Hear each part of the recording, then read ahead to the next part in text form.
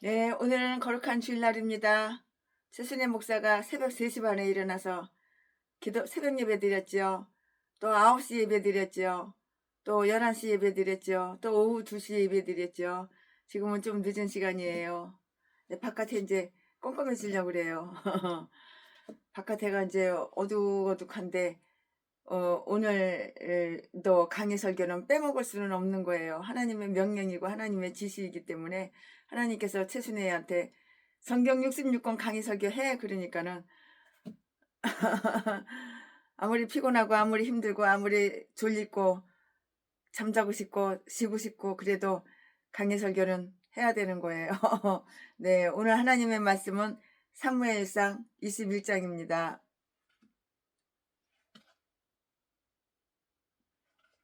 이제 다윗은 완전히 사울의 궁정과 그의 진영을 떠나서 또 하나의 본인, 하나의 자기, 즉 자기의 분신인, 자기 분신이잖아요. 자기 새끼니까 자기 자식이니까 자기 분신이잖아요.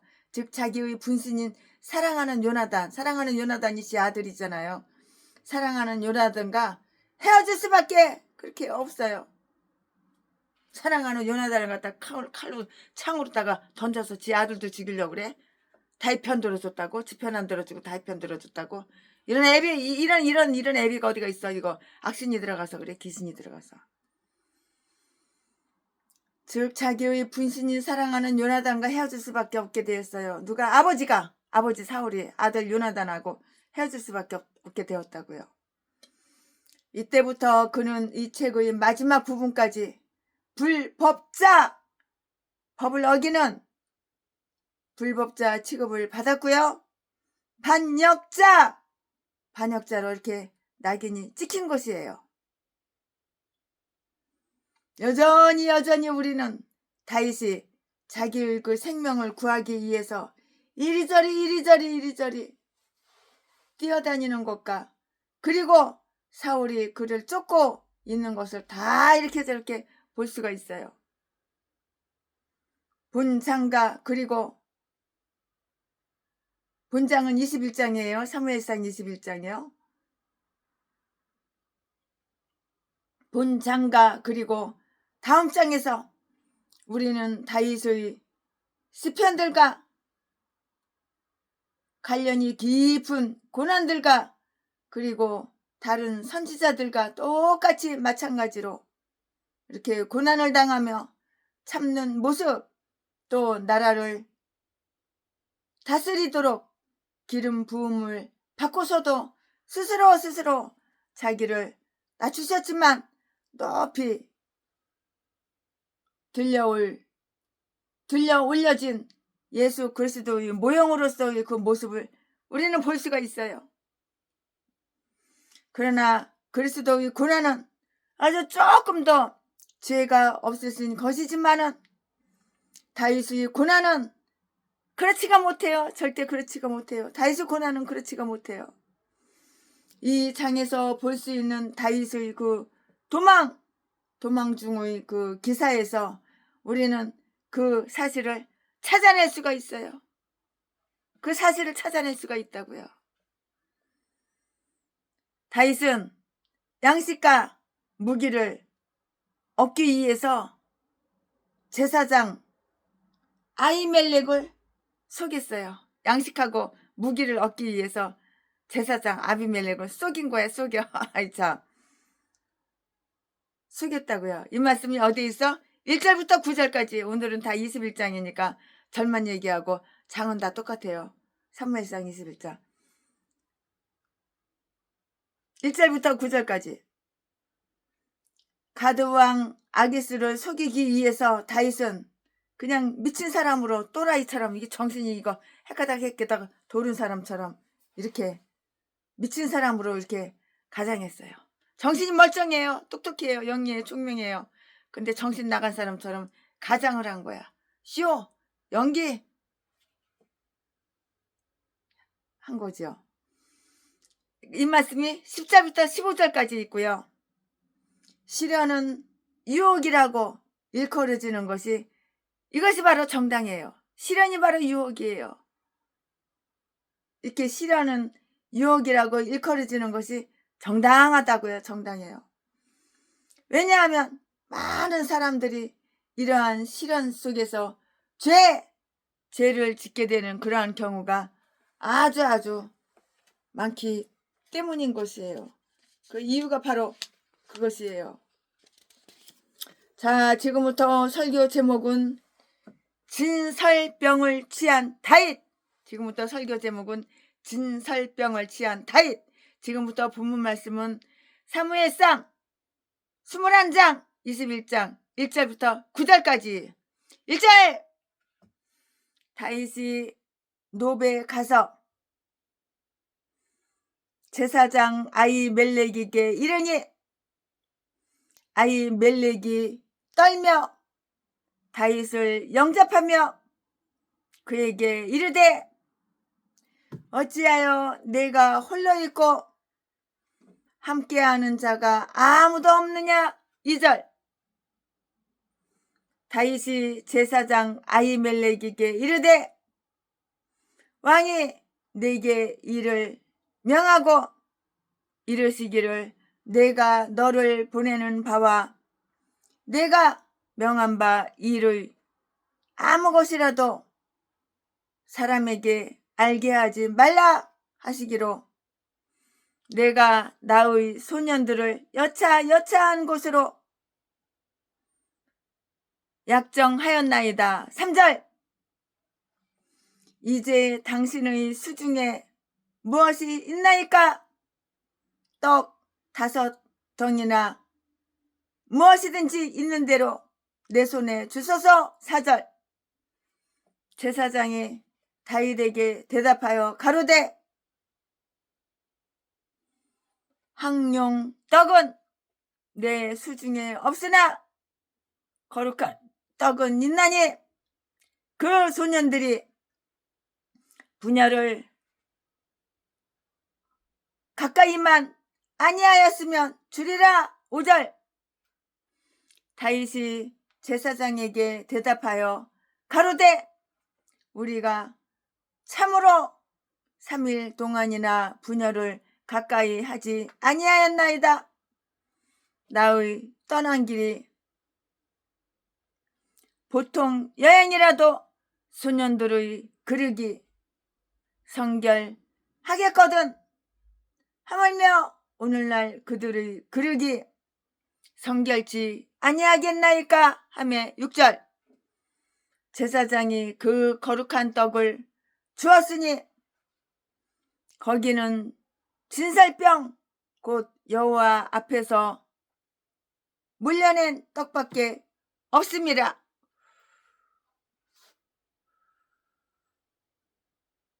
이 떡은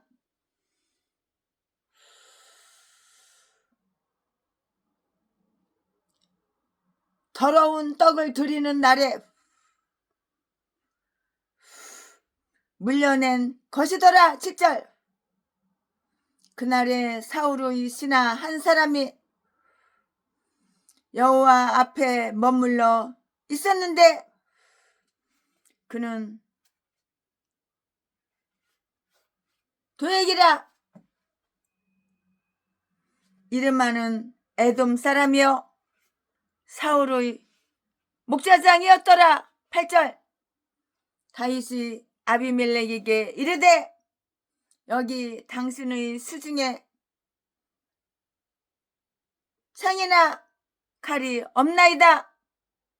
왕의 일이 급함으로 내가 내 칼과 병기를 가지지 못하였나이다. 9절, 제사장이 가로되 내가 엘라 골짜기에서 죽인 블레셋 사람 골리앗의 칼이 보자기에 쌓여 에봇 뒤에 있으니 내가 그것을 가지려거든 가지라. 여기는 그밖에 다른 것이 없느니라. 다윗이 가로되 그 같은 것이 또 없나니 내게 주소서. 아멘. 네, 이 말씀 가지고 이 본문 말씀이에요. 이 본문 말씀 가지고 오늘도 강해 설교를 시작하겠습니다. 우! 하나님께 영광. 네, 다윗은 당시 베냐민 지파의 성읍이라고 이렇게 추측이 되는데요. 그 높 땅에 설치된 하나님의 성전으로 이렇게 툭 갔어요. 도망갔어요. 왜 도망갔냐고요? 왜냐하면 하나님의 께는 여전히 기럇 여아림에 있었어요. 그렇지만은 실로가 버림받았기 때문에 성전은 이리저리로 옮겨 다녔기 때문이에요. 이리 옮겼다, 저리 옮겼다, 저리 옮겼다, 이리 옮겼다, 이렇게 이리저리 이렇게 옮겨 다녔기 때문이에요. 이유가 바로 그거예요. 다윗은 사울의 진노를 피해서 여기까지 도망온 거예요. 도망갈 수밖에 없지요. 다윗이 사울이 자꾸 죽이려고 그러니까. 사울의 목적은 오직 다윗의 목숨을 빼앗는 거, 그거 한 가지밖에 없으니까요. 자꾸 다윗을 죽이려고 사울이, 그러니까 사울을 피해서 멀리 멀찌감치 도망갈 수밖에 없죠. 1절 말씀에 기록이 되어 있는데요. 제사장 아히멜렉의 도움을 요청하였고요. 선지자 사무엘도 그를 지켜주지 못했고요. 왕자 요나단도 그를 지켜줄 수가 없었는데요. 그러므로 그는 다음으로 제사장 아히멜렉을 의지했고요. 그는 장차 유랑의 몸이 될 수밖에 없다는 것을 이렇게 예견을 했다고요. 그리하여 그는 성전으로 왔어요. 성전. 다윗은 성전과의 어떤 이별을 구하기 위해서 이곳에 있는데요. 그는 다시 성전을 볼 수 없지는 않나 이렇게 생각이 되었고요. 무엇보다도 하나님의 집에서 멀리 떨어져 있어야 했고요. 그의 많은 시편에 나타나 있는 바와 똑같이 공적인 예배에 참석하지 못하는 것 그 이상 그를 아주 서글프게 하는 것이 또 없었기 때문이라고요. 그는 그의 친구 요나단과 감동 어린 이별을 고한 그런 일이 있었다고요. 그는 이러한 이별을 성전에 대해서도 이렇게 고하지 않고는 그대로 갈 수는 없었던 거예요. 그대로 갈 수가 없었다고요. 다윗은 그 자신이 문제가 아주 매우 어렵고요. 또 위험한 것이기에 다윗이 어디로 가야 하며, 내 이름 다윗, 나 어디로 가야 되지? 톡 가려고 나오긴 나왔어. 사울이 자꾸 죽이려고 하니까 도망가려고 나오긴 나왔어. 근데 내가 어디로 가야 되나? 이리 갈까 저리 갈까 차라리 돌아갈까. 차라리 돌아가서 사울 집구석으로 들어갔다 하면은 죽는 거야. 목숨이 끝나는 거야. 사울 그 인간이 누구냐 시뻘겋게 달아가지고 다윗을 죽이려고. 목적이 그거 하나밖에 없는데 그 왕관을, 그 사울 대가리에 쓰고 있는 그 왕관, 그게 이제 다윗의 머리로 왕관을 그걸 쓴다는 것을 눈치챘나 봐. 그러니까 이렇게 죽이려고 악착같이 그러지. 그의 많은 시련에 나타나 있는 바와 같이 공적인 예배에 참석하지 못하는 것 이상 그를 서글프게 하는 것이 또 없었기 때문인데요. 그는 그의 친구 요나단과 다윗의 친구 요나단과 감동 어린 이별을 이렇게 고한 일이 있는데요. 그는 이러한 이별을 성전에 대해서도 고하지 않고는 그대로 갈 수가 없었어요. 다윗은 그 자신의 문제가 매우 어렵고 또 위험한 것이기에 다윗, 내가 어디로 가야 하나? 또 나 다윗, 내가 어디로 가는 것이 안전한 길인가? 이렇게 하나님께 물어보기 위해서 성전에 온 거예요. 교회에 왜 왔어? 하나님께 물어보려고. 아, 내가 다윗이, 내 이름이 다윗이야. 아, 내가 어디로 가야 안전합니까, 하나님? 어디로 갈까요? 어디로 갈까요? 이리 갈까요? 저리 갈까요? 어디로 가나요? 그 말이죠. 그때 아비멜렉은 전에도 그랬던 것처럼 22장 15절, 사무엘상 22장 15절, 그를 위하여 여호와께 또 물어봤어요. 22장 10절 이렇게 물어보고 나타나 있는데요. 우리가 어려움을 당할 때 찾아가서 우리 문제를 털어놓고 우리가 어떻게 할 것인가를 물어봐요. 그리고 해결의 그 방향을 지시받을 수가 있는 하나님을 우리가 가지고 있다는 것은 우리에게 큰 위로가 되는 거예요. 하나님께 물어보면 하나님께서 지시를 줘요. 그 지시를 받을 수가 있잖아요. 이거보다 더 큰 위로가 되는 게 어디가 있어요. 내가 너무 답답해 죽겠어. 죽겠어. 괴로워, 고통스러워. 하나님한테 물어봐. 하나님이 지시하잖아. 그럼 지시하는 그 방향을 지시해 주잖아. 너 이렇게 해, 저렇게, 이거 하지 마, 이거 해, 이렇게 저렇게. 그럼 지시대라는 거 얼마나 이게 큰 위로가 되냐고요. 우리 하나님 믿는 우리 목사님들은 너무나도 이런 큰 위로가 되는 거예요. 하나님께 다 물어보잖아요.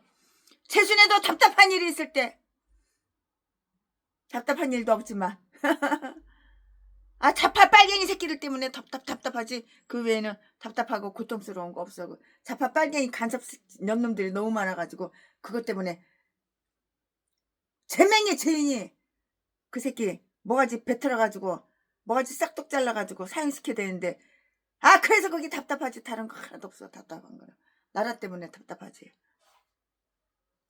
빨갱이들 간첩 년놈들 너무 많아가지고. 그를 위하여 여호와께 물어봤는데요. 사무엘상 22장 10절고 이렇게 나타나 있고요. 우리가 어려움을 당할 때, 내가 어려움을 당할 때, 너가 어려움을 당할 때 찾아가서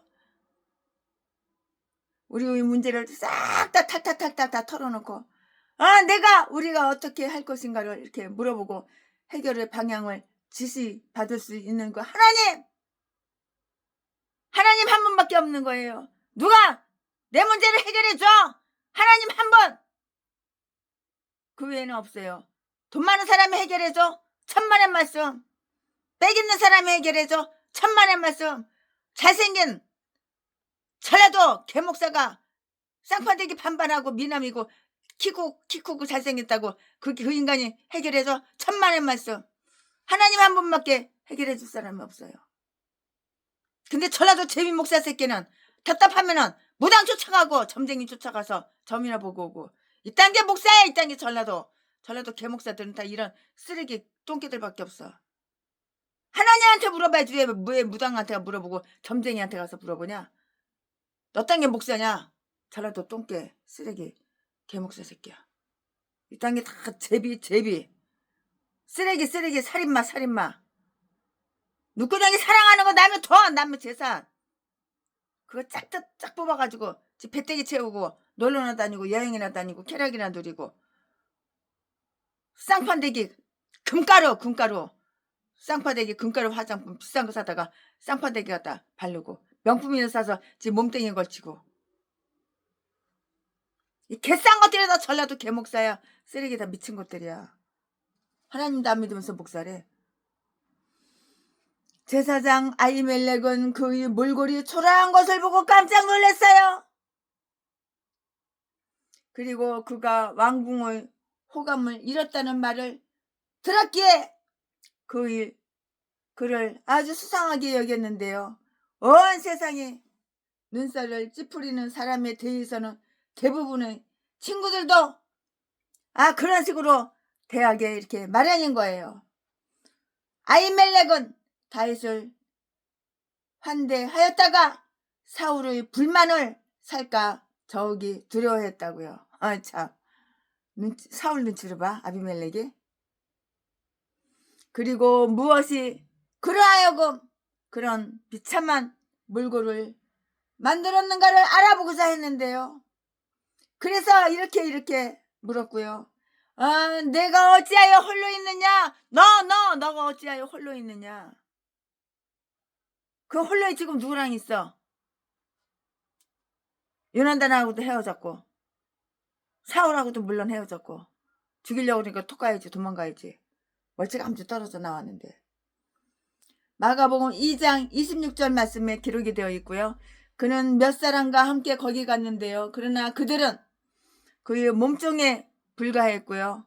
그는 다른 때 여호와께 물어보려고 이렇게 올 때 데리고 왔던 그 궁전의 사람, 궁인들이나 그의 신분에 알맞은 사람들을 데리고 오지는 않았어요. 그는 무리와 동행하여 하나님의 집으로 가는 습관이 있었어요. 최신에도 어디 갈 때 혼자 안 가요. 신방 갈 때 꼭 한 3, 4명, 4, 5명, 2, 3명이라도 이렇게 모시고 가지 신방 갈 때 혼자 안 가요. 북행 갈 때도 역시 4, 5명, 많게는 10명, 적게는 2, 3명 이렇게 모시고 가지 혼자 안 가요. 그러니까 우리 일행이 있어요. 일행이. 같이 다니는 일행이 있어요. 최순애를 도와주는 일행이 있어요. 무거운 가방도 들어주시고 집안 청소도 해주시고 집안 정리정돈도 해주시고 그런 일행들이 있어요. 그러나 그들은 그의 몸종에 불과했는데요. 그는 다른 때 여호와께 물으려고 올 때 데리고 왔던 궁전에서 살고 계시는 그 궁인들이나 그의 신분에 알맞는 사람들을 데리고 오지 않았는데요. 그는 무리와 동행하여 다윗은 무리들과 동행해서 하나님은 집으로 가는 그러한 습관이 있었어요. 최신에도 무리들과 동행해서 이렇게 저렇게 다니는 그런 습관이 있어요. 시편 42편 4절 말씀. 그런데 그는 지금 단지 2세 사람과 함께 왔으니만큼 아비멜렉이 그에게 어찌하여 내가 홀로 있느냐? 왜 홀로야? 2, 3명 같이 왔는데 네가 어찌하여 홀로 있느냐? 고 이렇게 물을만 해요. 물을만 한데요.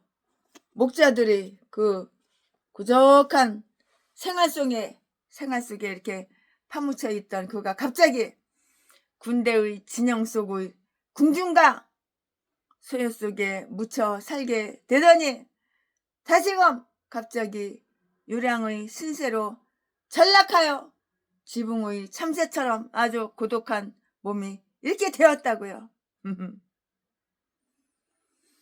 이 세상은 그처럼 이 세상은 그처럼 무쌍하며 그 웃음도 믿을 수가 없고요. 오늘 모든 사람으로부터 환대받은 사람도 내일 날에는 모든 사람부터 배척을 받는 거예요. 오늘은 환대를 받아요. 오늘은 저 사람들한테 내가 환대를 받아요. 근데 내일은 저 사람들한테 배척을 받는다고요. 날마다 환대를 받는 거 그건 아니에요.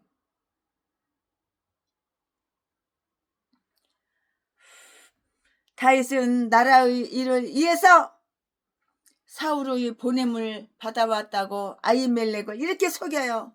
그리고 속인 다음에는 그에게서 필요한 것들을 공급해달라고 이렇게 요청을 했다고요. 이 말씀은 2절, 3절 말씀에 기록이 다 되어 있고요. 여기에서 다윗은 그답지 않은 행동을 취했는데요. 다윗은 사울이 자기에게 급한 일을 이렇게 맡겼다고 커다란 이렇게 거짓말을 했어요. 그리고 자기의 종자들은 여차한 곳으로 이렇게 보냈고요. 비밀로 일처리를 하라고 했기 때문에 비록 제사장에게라도 말을 하지 못하겠노라고 이렇게 말을 했다고요. 이것은 모두 새빨간 거짓말이에요. 새빵이라고 뻥. 새빨간 거짓말이라고요. 이에 대해서 우리는 무엇이라고 말하면 좋을까요? 그러면은 성경은 이것을 숨기지 않는데요. 우리도 이것을 정당화할 수는 없고요. 그것은 전적으로 잘못된 그런 처사였어요. 그 결과도 역시 나빴고요. 그것 때문에 여호와의 제사장이 죽었어요. 다윗 자신도 나중에는 이 일을 애석하게 생각하고 후회했는데요. 22장 22절 말씀에 다윗 자신도 나중에는 이 일을 애석하게 생각하고 후회했다고요. 다윗은 이처럼 제사장을 속일 필요가 없었다고 보이는데요.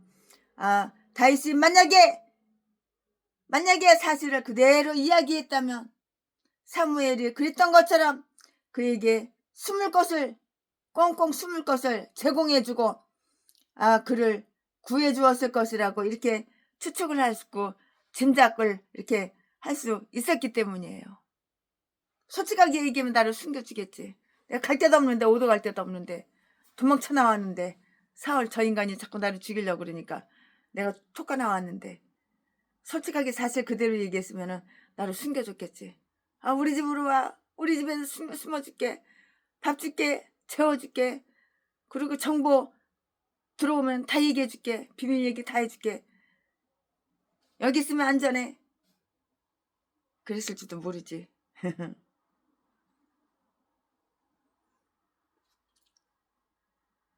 이에 대해서 그리고 자기의 종자들은 여차한 곳으로 다 이렇게 보냈고요. 비밀로 일 처리를 하라고 했기 때문에 비록 같이 이렇게 다니는 사람들은 가 너는 너 갈 길로 가고 너는 너 갈 길로 가고 너는 네가 너 갈 길 가 그러고 다 보내버린 거예요. 그러니까는 다윗 혼자 남았죠. 이제 어떡할 거야? 혼자 남았어. 다 제 갈 길로 다 보내버리고. 여기에서 다윗은 다윗답지 않은 행동을 취했고요. 다윗은 사울이 자기에게 급한 일을 맡겼다고 커다란 게 거짓말을 했고요. 그리고 뻥을 친 거죠. 이게 다윗은 거짓말하는 사람 아닌데 여기서 이게 거짓말을 한 거예요. 속인 거예요. 그리고 자기의 종자들은 여차한 곳으로 보낼 거예요. 그 종자들이 누구야? 같이 다니던 사람들, 어울리던 사람들 다 같이 보낸 거예요. 자기 신하, 부하, 자기 도와주는 사람, 그 몸종 다 보낸 거야. 비밀로 일 처리를 하라고 했기 때문에 비록 제사장에게라도 말을 하지 못하겠노라고 이렇게 했는데요. 이것들은 모두는 다 새빨간 거짓말이잖아요. 새빨간 거짓말. 이것은 모두가 다 새빨간 거짓말이잖아요. 거짓말하지 않은 사람이에요. 다윗은. 그러나 여기서는 거짓말을 했어요. 이에 대해서 우리는 무엇이라고 말하면 좋을까요? 성경에는 이를 숨기지 않았는데요. 우리도 이를 정당화할 수는 없고요. 그것은 전적으로 잘못된 처사였고요. 그 결과도 나빴어요. 그래서 솔직하게 얘기해지 왜 거짓말 시켜? 왜 뻥쳐? 그 때문에 여호와의 제사장이 죽었는데요. 다윗 자신도 나중에는 이 일을 애석하게 생각하고 나중에는 후회를 했어요. 내가 괜히 속였다. 내가 괜히 뻥쳤네. 내가 괜히 거짓말했네. 그리고 후회를 했다고요. 이 말씀은 22장 22절에 나왔는데요. 사무엘상. 그는 이처럼 제사장을 속일 필요가 없었다고 보이고요. 그가 만약 이 사실을 얘기했다면 사무엘이 그랬던 것처럼 그에게 숨을 곳을 제공해주고 그를 구해주었을 것이라고 이렇게 짐작하고 추측할 수가 있기 때문이잖아요. 그리고 하나님께 물어봐서 그에게 더 좋은 길을 보여줄 수 있었을 것이고요. 사람들은 그들의 충실한 목사들에게는 모든 것을 탁 털어놓고 이야기해야 되는 거예요. 탁 털어놓고 이야기를 해야 되는 거예요. 믿을 사람한테는. 숨길 필요가 없고 속일 필요가 없어요. 믿을 사람이잖아요. 신뢰가 가는데요. 오랫동안 겪어봤는데요. 다윗은 매우 위대한 신앙과 용기가 있는 사람이었는데요. 그러나 다윗은 이때 두려움과 아주 그냥 쫄았어 겁먹었어. 겁 때문에 실패하였고요. 이렇게 뻥치고 부정을 저지른 거예요. 겁먹어서 쫄아서 그래. 쫄아서. 아유 참 산의 대장부인데 쫄았어. 이것은 모두 그의 믿음이 연약했기 때문이에요. 다윗의 믿음이 연약했기 때문에 이게 쫄은 거예요. 그러니까 두렵고 겁이 나가지고 이렇게 뻥친 거죠. 다윗이 하나님을 확실히 믿기만 했다면 그 자신의 목숨을 구하기 위해서 그런 죄악된 방법을 사용하지 않을 수 있었죠. 당연히.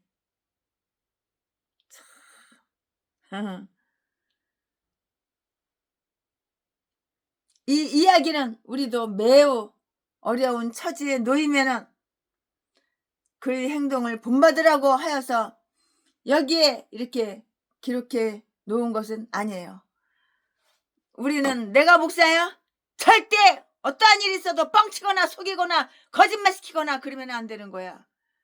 내 입에서 뱉어낸 말은 내가 지키고 행동으로 옮겨야 되는 거야. 이것이 바로 목사야. 이것이 싸대기를 맞더라도 손해를 보더라도 피해를 당하더라도 진실하고 솔직하고 정직하게 이렇게 있어야 되는 거야.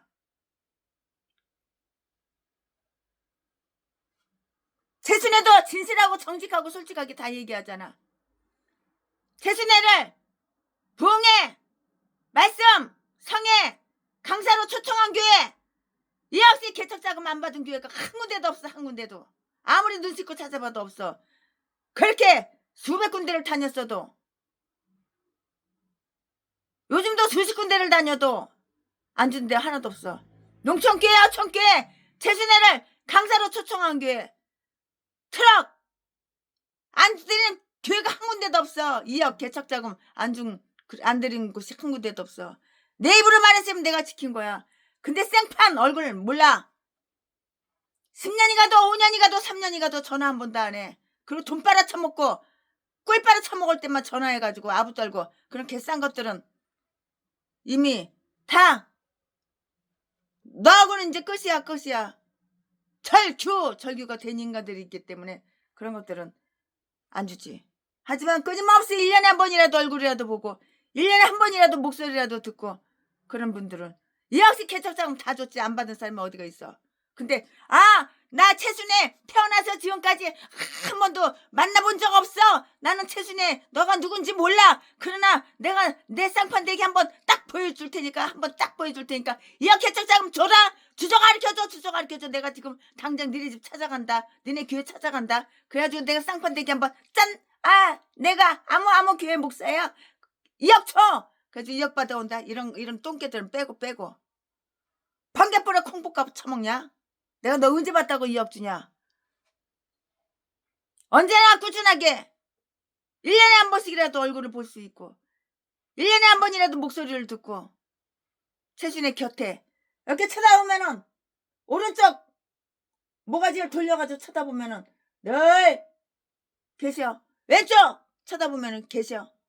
이런 분들 최순애 주변 지인들 주는 거지. 쌍판 모르는 건 뭐 미쳤다고 주냐?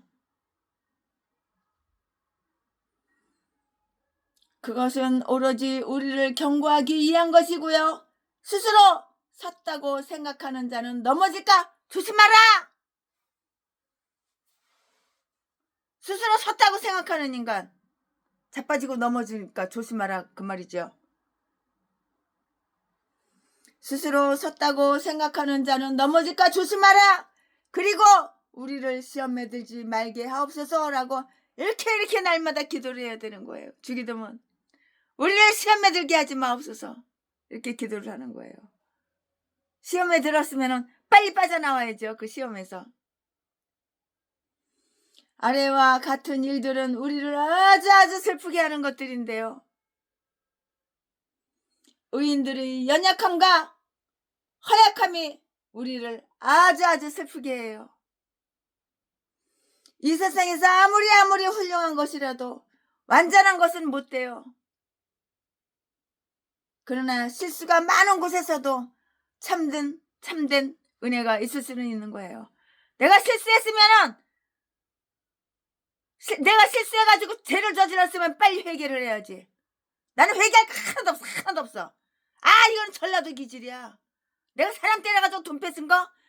내가 남의 집 주인 없을 때 비밀번호 알아가지고 남의 집 들어가가지고 그 앞에다가 차 대놓고 강도질하고 도둑질하고 사람 칼로다가 몇 번 쑤시고 돈 될 만한 거 싹 털어다가 갖다 딴 데다 갖다 팔아먹은 거? 이거는 전라도 기질이지. 이건 실수가 이거는 잘못이 아닌 거야. 전라도 개목사 새끼, 강도 새끼. 일단 똥개들 말고 쓰레기들 말고 딴 것도 목사라고. 아래와 같은 일들은 우리를 아주 슬프게 하는 것들인데요.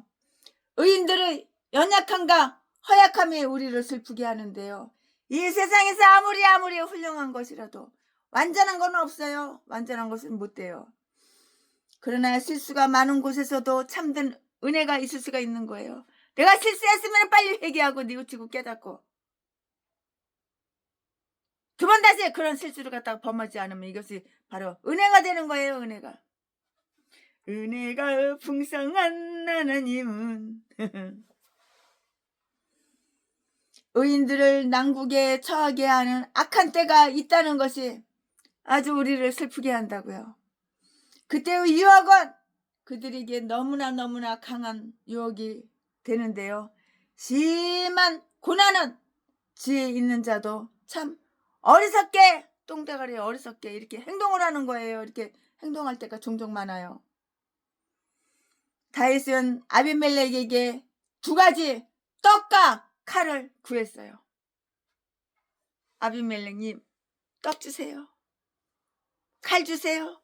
떡이 필요해요. 칼이 필요해요. 떡을 주세요. 칼을 주세요.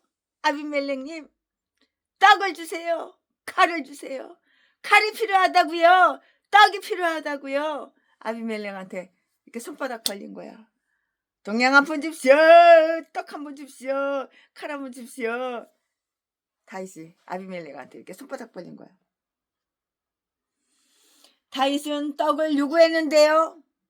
5덩이를 구했어요. 3절 말씀에 모든 사람들이 자기의 먹을 것을 가지고 다니던 때의 여행은 아주 무척 배가 고프고 고단하고 정말 고생스럽죠. 고생스러운 것이죠.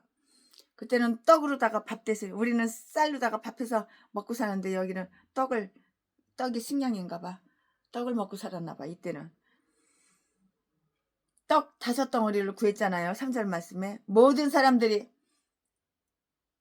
자기의 그 먹을 것을 가지고 다니던 때의 여행은 아주 무척 고생스러운 것이었는데요.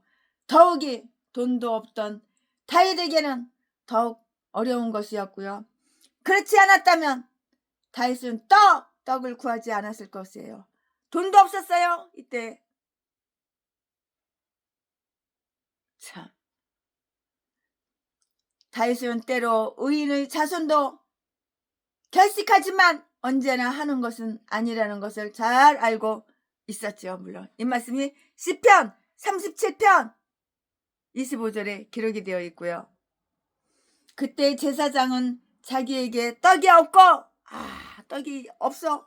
떡이 없고 다만 거룩한 떡인 진설병, 거룩한 떡인 진설병이 있을 따름이라고 이렇게 말을 했어요. 이 떡은 성전 안에 있는 황금의 제상에 1주간 동안 진열되었다가 내려놓은 것으로서 제사장과 제사장의 가족들이 먹을 수 있는 그런 것이 바로 진설병이라고요.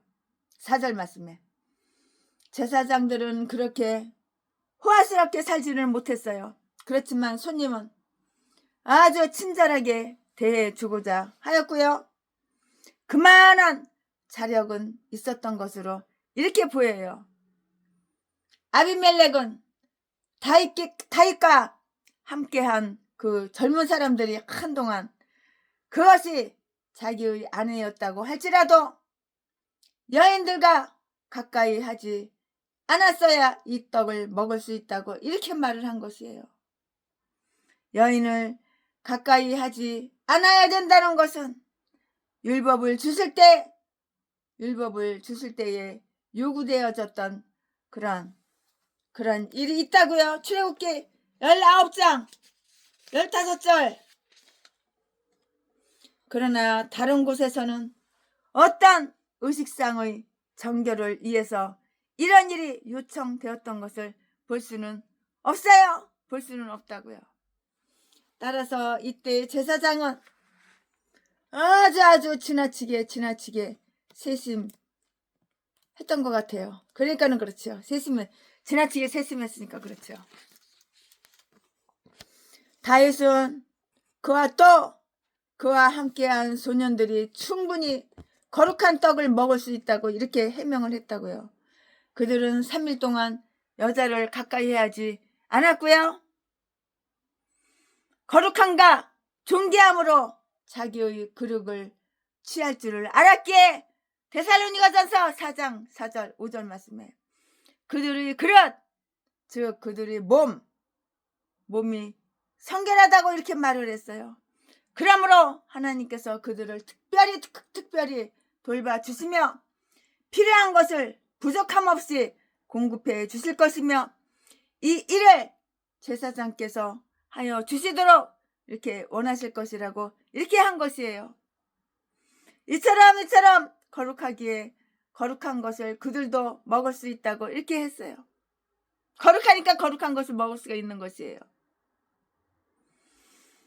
가난하고 경건한 이스라엘 사람들은 실제에 있어서는 하나님 앞에 제사장 노릇을 하였고요. 그들은 굶어 죽기보다는 비록 제사장 못으로 정해진 것이라도 이렇게 먹을 수가 있었다고요. 성도들은 영적인 제사장들이고요.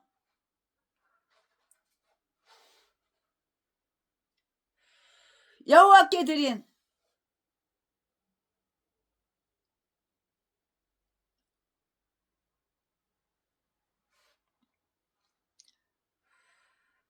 그는 그 떡이 일반 떡과 똑같다고 이렇게 해명을 했는데요.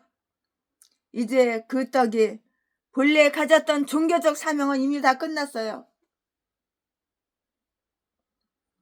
다 끝난 것이에요. 여호와께 드린 제물은 그들이 음식이 될 수가 있어요. 그들은 하나님의 떡을 먹어요. 이처럼 거룩하기에 거룩한 것을 그들도 먹을 수 있다고 했다고요. 가난하고 경건한 이스라엘 사람들은 실제에 있어서는 하나님 앞에 이게 제사장 노릇을 하였는데요. 그들은 굶어 죽기보다는 비록 제사장 못으로 정해진 것이라도 이렇게 먹을 수가 있었다고요. 성도님들은 영적인 제사장들이고요. 여호와께 드린 제물은 그들이 음식이 될 수가 있고요. 그들은 하나님의 떡을 먹는 거예요. 하나님의 떡을 먹는 거예요. 그는 그 떡이 일반 떡과 똑같다고 이렇게 해명을 했는데요. 이제 그 떡이 본래 가졌던 그 종교적 사명은 끝났고요. 그 떡은 더운 떡을 드리는 날에 이렇게 물려진 것이라고 이렇게 밝혀놓았고요. 이것이 다윗의 구실이었고요. 다윗 자신도 이것을 뒷받침해 줬다고요. 이 문제에 대해서 언급하시면서 예수님은 자비가 제사보다 낫고 의식적인 절차보다는 먼저 도덕적 의무를 존중해야 한다고 이렇게 말씀했고요. 그러한 일은 달리 해결할 수가 없는 매우 위급한 경우에 처했을 때만 가능한 일임을 이렇게 보여주셨다고요. 예수님은 이 말씀을 예수님의 제자들이 안식일에 밀밭 사이로 지나다가 밀 이삭을 잘라먹는 일에 대해서 바리새인들이 비난하였으므로 제자들의 입장을 밝혀주기 위해서 그래서 말씀을 하신 것인데요. 마태복음 12장 3절 4절에 다 기록이 되어 있어요. 이에 아히멜렉이 다윗에게 이제 떡을 준 거예요. 그는 거룩한 떡을 그에게 줬고요. 6절 말씀에 어떤 사람은 이것 때문에 그가 여호와께 이렇게 물었다고요. 22장 10절 말씀. 그는 충실한 종으로서 주인의 허락 없이는 주인의 것을 마음대로 처리하고자 하지 않았고요. 이 떡들은 성결된 떡이기에 다윗에게는 더욱 합당한 떡이었다고 이렇게 생각을 한다고요. 그에게서는 모든 청결된 것들이 더욱 가치를 지닐 수가 있었고요. 진설병은 모두 12덩어리였어요. 하지만 그 외에는 다른 떡이 더 없으므로 그는 다윗에게 5덩어리를 줬어요. 떡 5덩어리를 갖다가 다윗한테 준 거예요. 3절 말씀에 그는 하나님의 섭리를 믿었어요. 그리고 다윗은 또 뭘 원했어요? 떡을 원하고 그 다음에 뭘 원했다고 그랬어요? 칼 이렇게 칼 뽑는 거, 칼. 떡하고 칼을 갖다가 원한 거예요. 떡은 받았으니까 이제 칼 받고 싶은 거지. 다윗은 칼을 원했어요. 신분이 높은 사람은 비록 군인, 장군이라 할지라도 그때는 지금과 똑같은 언제나 칼을 차고 다니지는 않았는데요. 그래서 다윗도 칼이 없었어요. 요나단이 왜 지난번처럼 18장 4절, 사무엘상 18장 4절 자기의 칼을 다윗에게 주지 않았는지 이상한데요. 하여간 그에게는 현재 무기가 아무것도 없어요. 손에 빈손이야.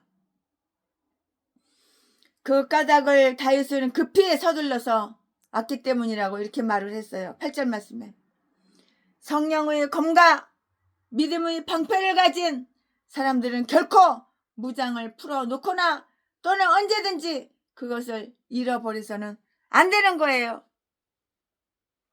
안 된다고요. 제사장에게는 칼이 없었어요. 그들의 무기는 육신을 죽이는 무기가 아니고요.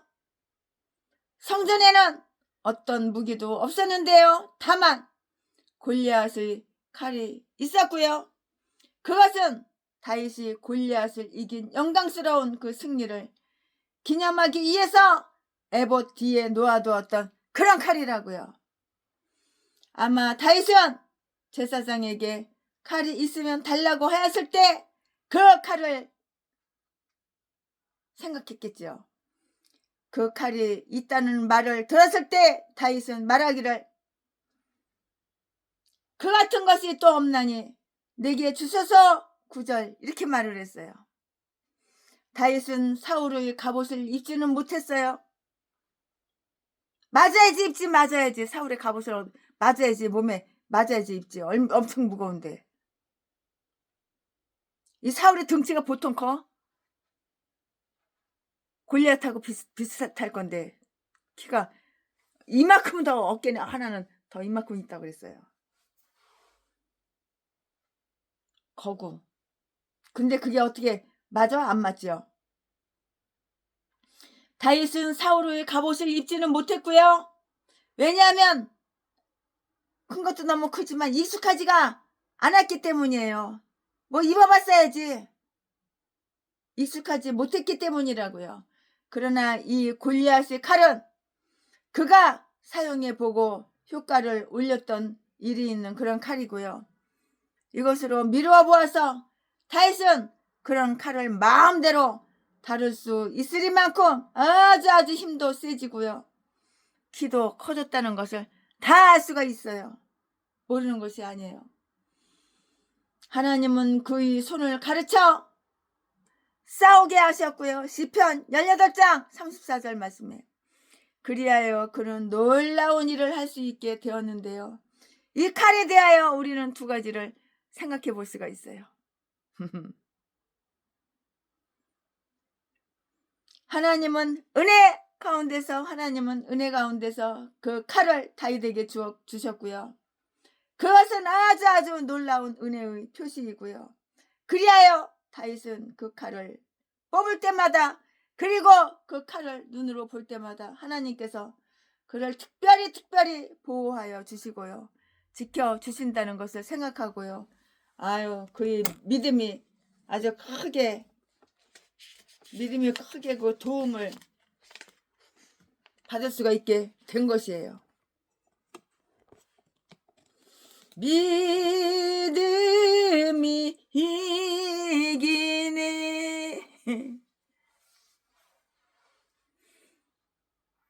경험은 우리에게 용기를 불어 넣어준다고요. 그 칼은 다윗이 하나님께 봉헌하였던 것이고요. 그는 하나님께 영광을 돌리며 감사의 표시로서 이를 하나님께 바쳤던 것이고요. 그런데 그가 지금 어려움을 당할 때 그것이 다시 두 번 다시 그에게 수여되었고요. 우리가 하나님을 찬양하며 그를 섬기기 위해서 봉사한 것은 우리를 도와주기 위해서 여러 가지 방법으로 우리에게 다시 수여되는 것이고요. 우리가 하나님께 바친 것은 우리의 것이 다시 된다고요. 이처럼 다윗은 무장도 갖추고요. 양식도 장만하게 되었는데요. 그런데 불행하게도 거기에 여호와 앞에 사울의 신하 한 사람이 있었고요. 그 사람의 이름은 도역이었고요. 나중에 사울에게 다윗과 아히멜렉의 그 일을 고자질했다고요. 그는 누구였어? 에돔 사람이었어요. 에돔 사람. 7절 말씀에. 그는 비록 사울 밑에서 출세를 하기 위해서 유대교로 개종은 했지만은 이스라엘에 대한 에돔 사람들이 아주 오래고도 인습적인 적개심은 그대로 이렇게 지니고 있었고요. 그는 누구였냐면 목사장이었다고요. 그는 아마 당시의 그의 직책은 오늘날의 마구 관리인보다, 그 말을 관리하는 사람이요. 마구 관리인보다 훨씬 더 명예로운 그런 직분이었다고요. 어떤 용무 때문이었는지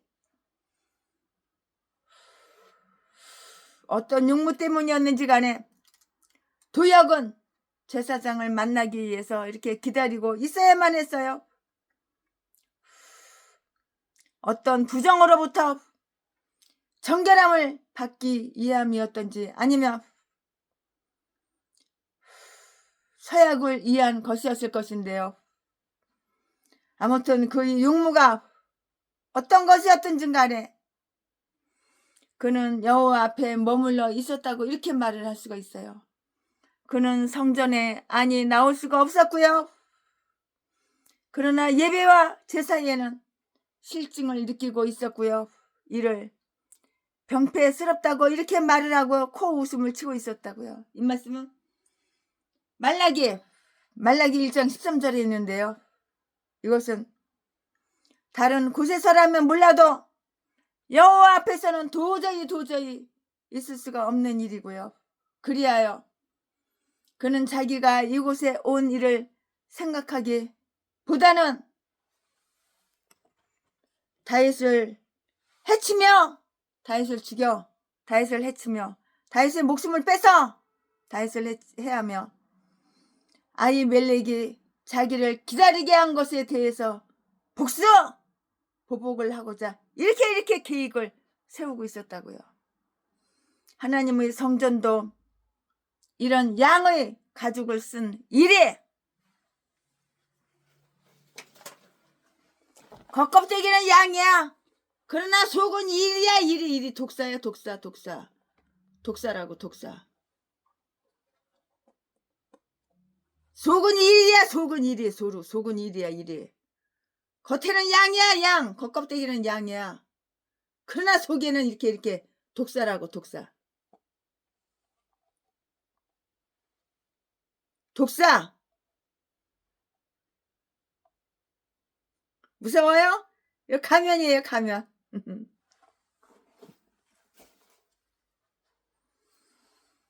그는 비록 사울 밑에서 출세를 하기 위해서 유대교로 개종은 했지만은 이스라엘에 대한 에돔 사람들의 오래고도 인습적인 적개심은 그대로 변함없이 지니고 있었어요. 그는 목사장이었잖아요. 아마 당시 그의 직책은 오늘날의 그 말을 관리하는 그런 마구 일보다 훨씬 더 명예로운 그런 직분이었다고요. 어떤 육모 때문이든지 간에 도역은 제사장을 만나기 위해서 기다리고 있어야만 했고요.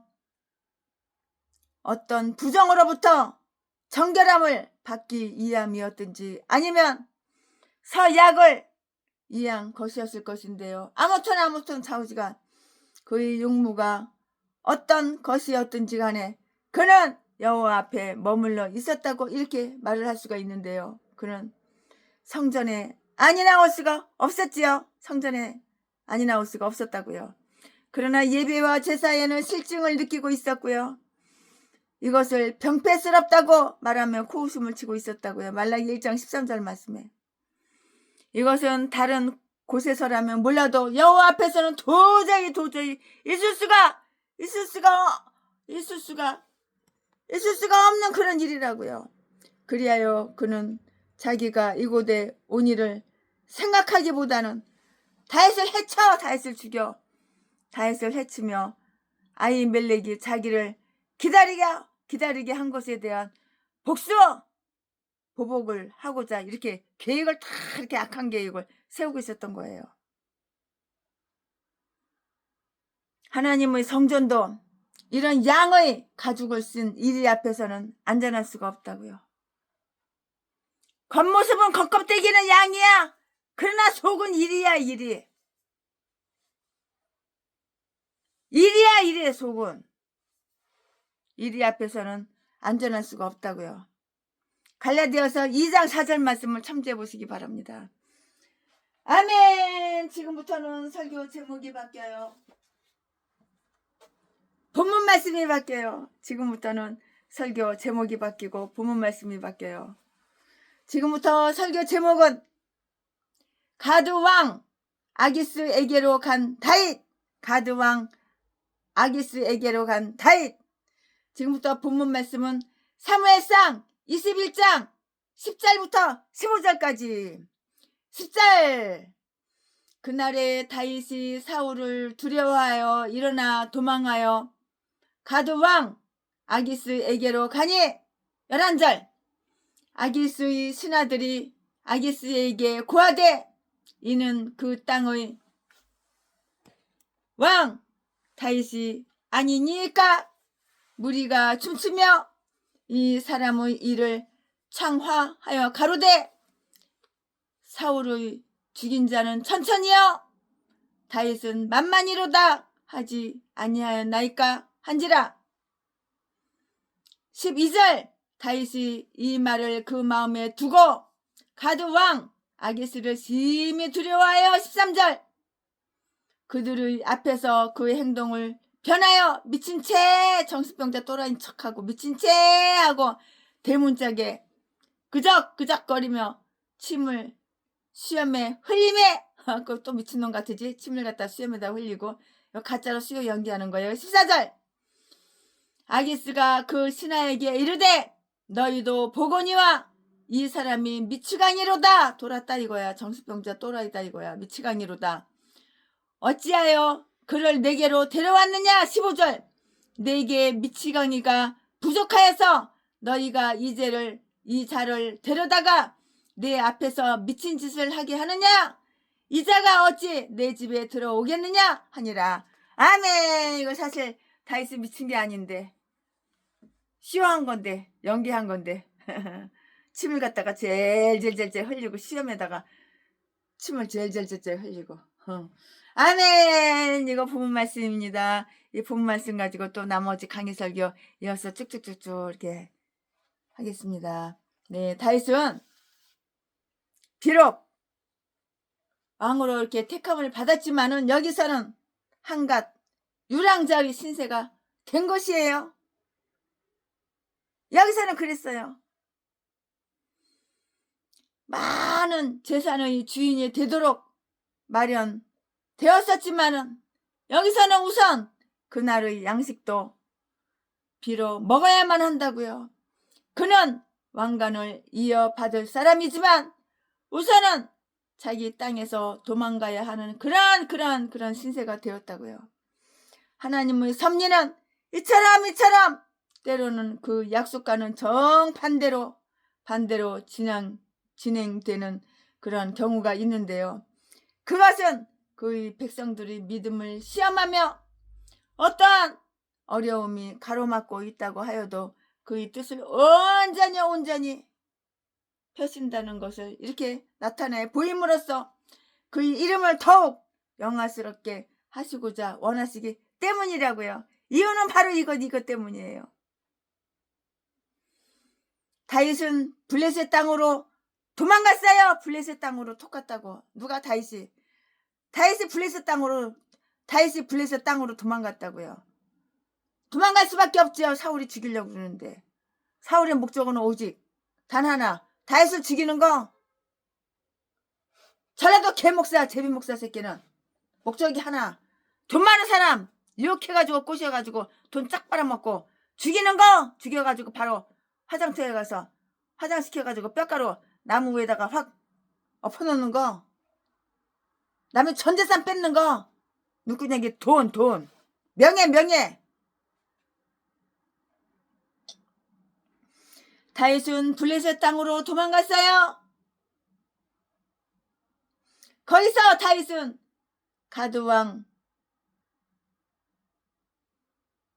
다윗은 비록 왕으로 택함을 받았지만은 여기서는 한갓 유랑자의 신세가 됐잖아요.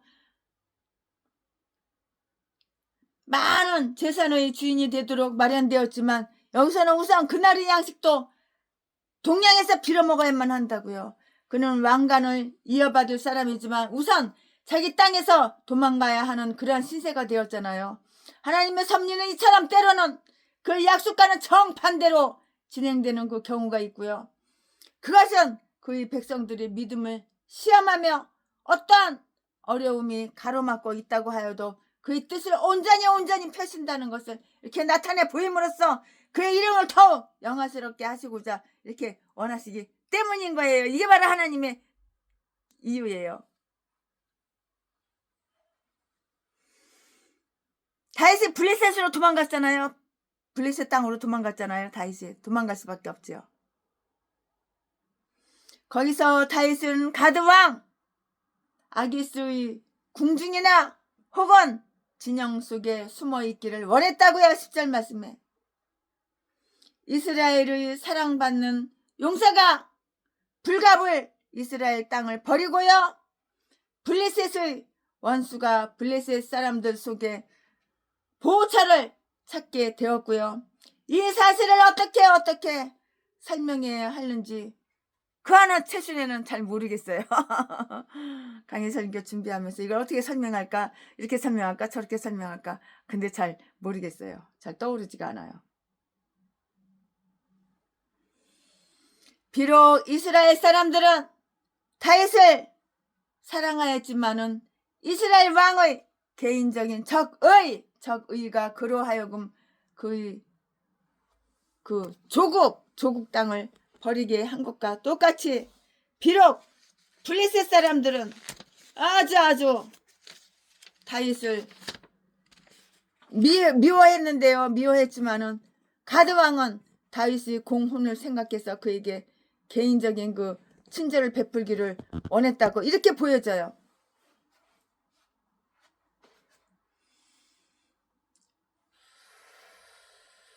아마도 다윗이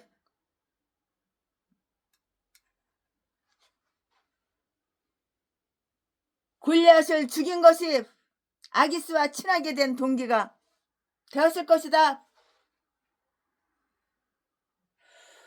또한 이렇게 생각이 되어지고요. 다윗은 나중에도 볼 수 있는 바와 똑같이 사무엘상 27장 2절 3절 말씀에 아기스를 믿고 곧장 그에게로 갔는데요. 그리고 아기스도 다윗을 보호해 주었고요. 그러나 그는 자기 편 사람들이 불친절을 두려워했어요. 하나님의 고난받는 성도님들은 때로 이스라엘 사람들에게 사람들에게서 보다는 블레셋 사람들로부터 도움을 받고요. 그리고 유대인의 회당보다도 이방 사람들의 이방인의 극장을 더 많이 이용할 수도 있었다고요. 유다 왕은 예레미야 선지자를 가두었지만 바벨론 왕은 그를 석방했어요. 석방했다고요. 아기스의 신하들은 다윗이 거기 온 것을 싫어하고요. 이를 아기스에게 불평하였고요. 11절 말씀에 이는 다윗이 아니니까 그가 블레셋을 이긴 그 사람이 아닙니까? 사울이 죽인 자는 천천히요. 다윗은 만만이로다 라고 이렇게 노래한 사람이 아닙니까? 우리의 들은 바가 사실이라면 이 사람은 그 땅의 왕이 틀림 없습니다. 그 사람은 우리나라의 대적입니다. 그런 사람을 보호해 주거나 환대하는 것이 안전한 일이며 명예로운 일이 될 수 있겠습니까? 아기스는 다윗을 환대하는 것이 자기의 책략이라고 이렇게 말했다고요.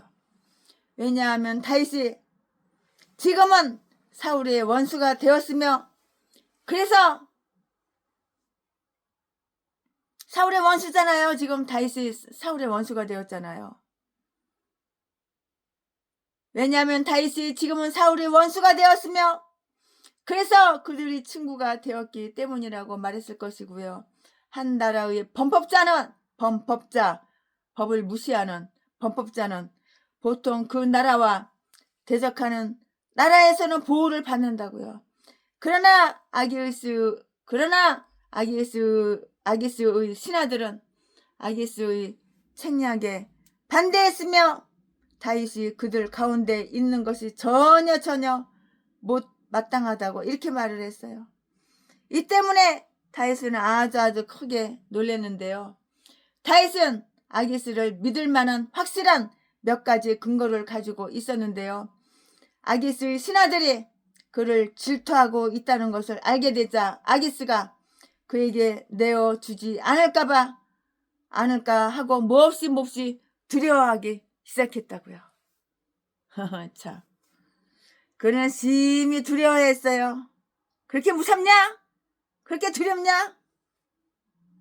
12절 말씀에 그리고 그는 골리앗의 칼을 가지고 있었기 때문에 이를 더욱 두려워했을 것이라고요.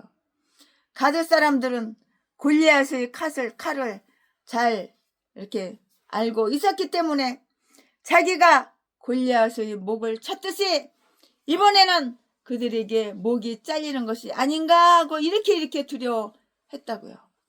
다윗은 우리에게 여호와께 피함이 방백들을 신뢰함보다 낫도다. 시편 118편 9절 말씀을 하고 이렇게 가르쳐줬는데요.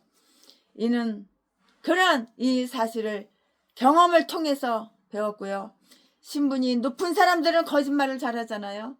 그리하여 그런 사람으로 소망을 삼으면 그들이 오히려 우리의 두려움이 되기가 쉽고요.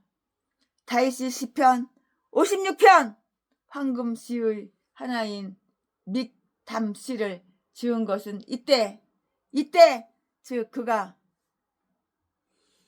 가드에서 블레셋 사람에게 잡힌 때 지은 그 시편이 바로 이 시편이에요. 똑같은 시편이에요. 그 시편이 이 시편이라고요. 거기에 보면 다윗은 하나님께 자기의 고민을 털어놓은 뒤에 내가 두려워하는 날에는 주를 의지하리이다 라고 자기의 결심을 피력하였다고요. 3절 말씀에. 그리고 또 내가 하나님을 의지하였은즉 두려워 아니하리니 사람이 내게 어찌하리까 라고 이렇게 말을 했어요. 11절 말씀에. 다윗은 그들의 손에서 벗어나기 위해서 대책을 세운 거예요. 대책을 세우는 거예요. 그들의 손에서 벗어나기 위해서 다윗이 대책을 세운 것이라고요. 대책.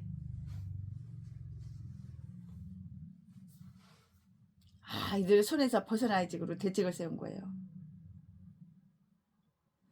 다윗은 그들의 손에서 벗어나기 위해서 대책을 세웠고요. 그는 미친 척, 또라이인 척, 맛이 간 것처럼, 정신이 헷가닥 간 것처럼 이렇게 쉬워 연기를 한 거라고. 이러한 다윗의 은폐술이 조금 더 정당화될 수는 없는데요. 자기 자신을 얕보게 하는 것은 노절한 일이잖아요. 나 자신을 깔보게, 저 상대방이 나를 깔보게, 저 상대방이 나를 얕보게 이렇게 만든 것은 너저분한 일이라고. 깔끔한 일이, 깨끗한 일이 아니라고요.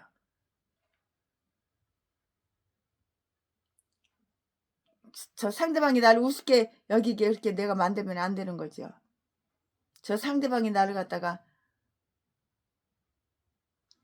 이상한 사람으로 저렇게 너절하게 그렇게 맛이간 사람으로 그렇게 보이게끔 만들면 안 되는 거죠. 자기 자신을 얕보게 깔보게 하는 것은 너절한 일이며 자기를 잘못 나타내는 것도 진리에 모순되는 행동이고요. 따라서 다윗과 같은 사람에게 있어서는 그 명예를 매우 더럽히는 행동이라고 이렇게 말을 할 수가 있는 거예요. 그러나 어느 정도는 용서받을 수가 있고요. 왜냐하면 그것은 철저한 거짓말이라기보다는 일종의 전술상의 책략일 수가 있기 때문이고요. 그 자신의 목숨을 구하기 위해서 원수들을 속이는 것이기 때문이라고요. 이유는 바로 이것 때문이에요. 여기에서 다윗이 자신의 안전을 위해서 취한 행동은 어느 정도는 용서를 받을 수 있는 것이기는 해요. 그렇지만 그것은 술 주정꾼들의 행위고요. 술 먹고 맛이 가가지고 술 주정 부리는 그 술 주정꾼들의 행위고요. 인간의 가장 비열한 욕망을 만족시키는 것에 이건 불가한 것이에요. 그런 사람들은 자신을 어리석게 만드는 거예요. 내가 나를 어리석게 만드는 거예요. 그들의 행동을 이리저리 변하게 하고요. 그들의 말과 행동을 흔히 백치의 말이나 행동처럼 아주 망령되었어. 망령이 된 거야. 그게 망령되고 아주 어리석은 것이고요. 또는 그냥 미친 사람 또라이 그냥 미친 사람처럼 아주 펄펄 뛰고 아주 그냥 난폭해 펄펄 뛰고 미친 사람이 정상이 아니니까 그렇죠. 난폭한 것들이라고요.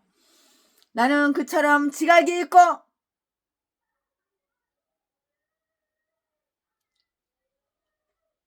명예가 있는 사람들이 어떻게 그런 행동을 할 수가 있을 것인가 하고 이렇게 최신의 목사는 개인적으로 이렇게 놀랄 때도 있어요.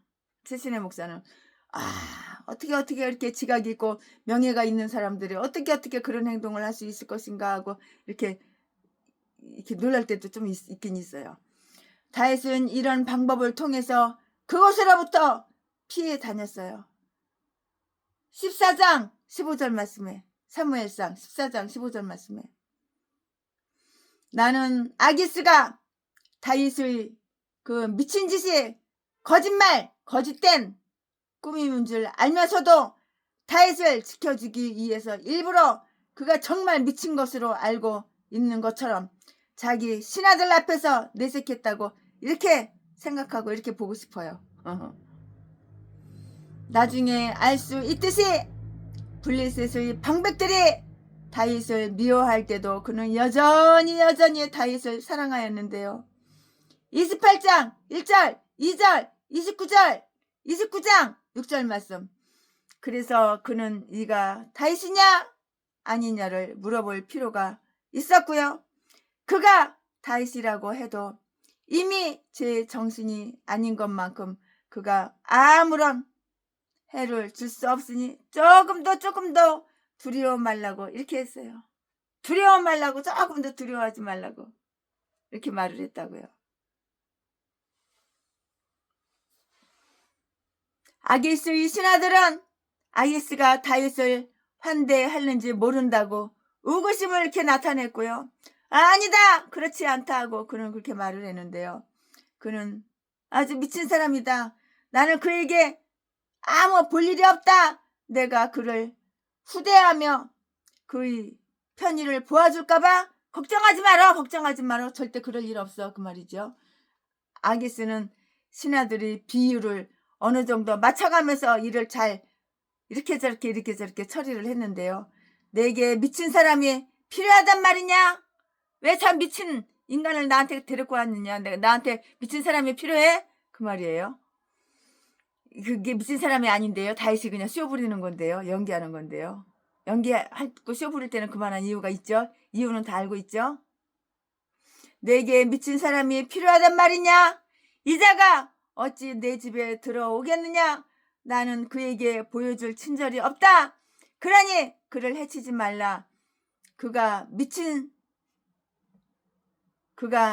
사람이라면 동정을 베풀어 주어야 한다.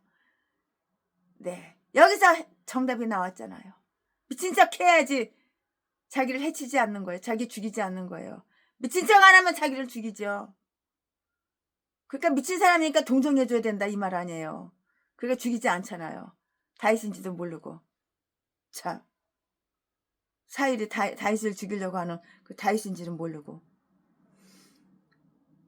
내게 미친 사람이 필요하단 말이냐? 내게 미친 사람이 필요하단 말인가? 이자가 어찌 내 집에 들어오겠느냐? 나는 그에게 보여줄 친절이 없어. 그러니 그를 해치지 말라.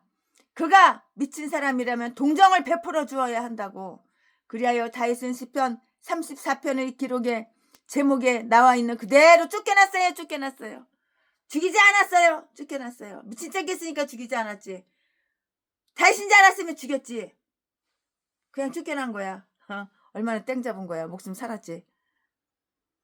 이 시편은 이때의 일을 기록한 시편이고요. 매우 훌륭한 시편이에요. 이 시편에 의하면 다윗은 그의 처신을 함부로 했지만 결코 그의 심령을 함부로 하지는 않았다고요. 오히려 그처럼 큰 어려움 속에서도 그는 여호와 하나님을 믿고요. 의지하고요. 그의 심령은 여호와를 의지하는 자는 결코 버림받지 않는다고 이렇게 결론을 내렸고요. 그런 사람들은 지금 자기의 경우와 똑같이 외롭고 고난을 당하며 핍박을 받으나 결코 흔들리지 않는다고 이렇게 말을 한 것이에요. 아멘. 최순애 목사가 사무엘상 21장 21장 강해설교 준비한 것은 여기까지가 끝입니다.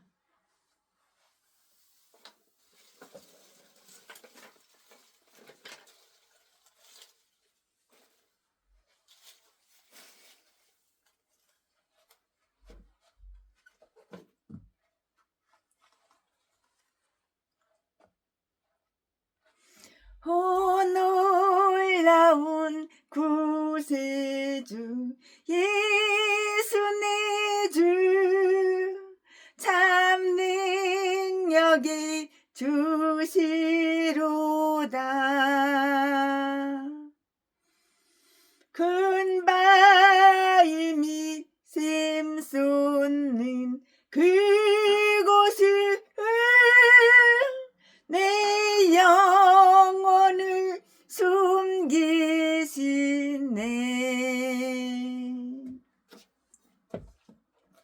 내 마른 땅을 종일 걸어가도 나 피곤치 아니하며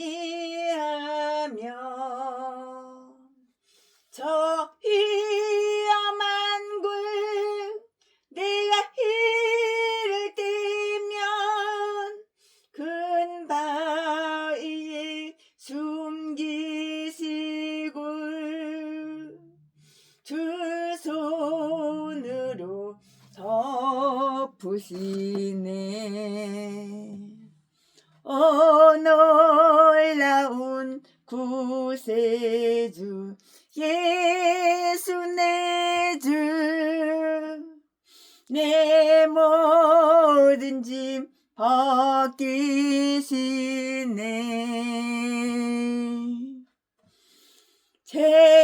죄악에서 날 끌어 올리시며 또 나에게 힘 주시네. 메마른 땅을 종일 걸어가도 나 피곤치 아니하면 저 위험한 굴 내가 이를 때면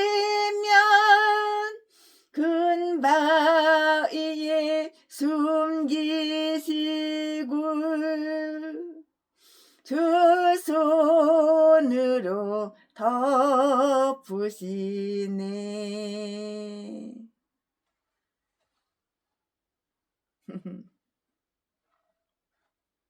3절 증량 못할 은혜로 채우시며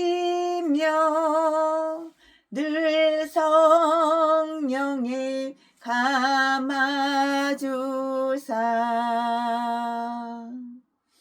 큰 기쁨 중 주님을 찬양토를 내 생활을 도우시네. 메마른 땅을 종일 걸어가도 나 피곤치 아니하며 저 위험한 굴 내가 이를 때면 근바위에